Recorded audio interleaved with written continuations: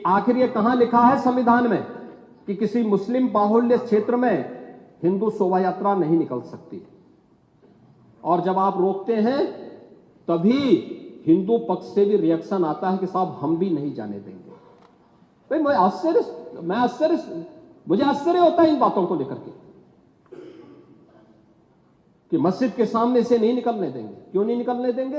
ये सड़क क्या किसी की है क्या? ये सार्वजनिक मार्ग है, कैसे आप रोक सकते हैं? परंपरागत बहराइच में भी एक परंपरागत जुलूस था,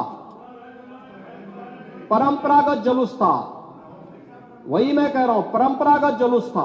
और उसी परंपरागत जुलूस को आगे बढ़ाने के लिए सारे कार्यक्रम संपन्न हुए थे, आगे भी संपन्न होंगे। लेकिन ये चीजें तय करना, ये कहना कि उत्तेजक नारे लगाए जा रहे थे, जय श्री राम का नारा उत्तेजक नहीं है, ये हमारी श्रद्धा का नारा है,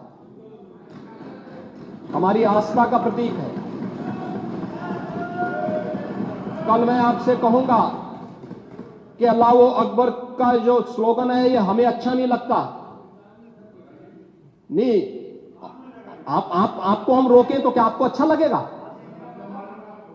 नहीं आपको नहीं, मुझे मतलब होने की आवश्यकता ही नहीं, मुझे आवश्यकता ही नहीं इसकी, नहीं मुझे इसकी आवश्यकता ही नहीं है, मुझे इसकी आवश्यकता ही नहीं, क्योंकि मेरी तो विरासत इतनी लंबी चौड़ी है, इतनी प्राचीन है कि मैं उस परंपरा को ही लेकर के चले जाऊं। मैं जय श्री राम का नारा, हर हर महादेव का नारा और राधे राधे राधे राधे के संबोधन से ही अपना पूरा जीवन काट सकता हूं। मुझे किसी और स्लोगन की आवश्यकता ही नहीं है,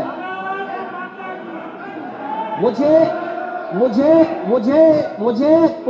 कोई अन्य नारे की आवश्यकता ही नहीं है, कोई अन्य संबोधन की आवश्यकता नहीं।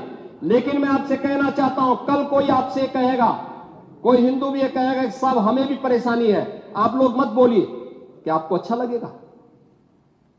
और कोई भजन गाया जा रहा है, आप उस भजन को अश्लील कैसे कह सकते हैं?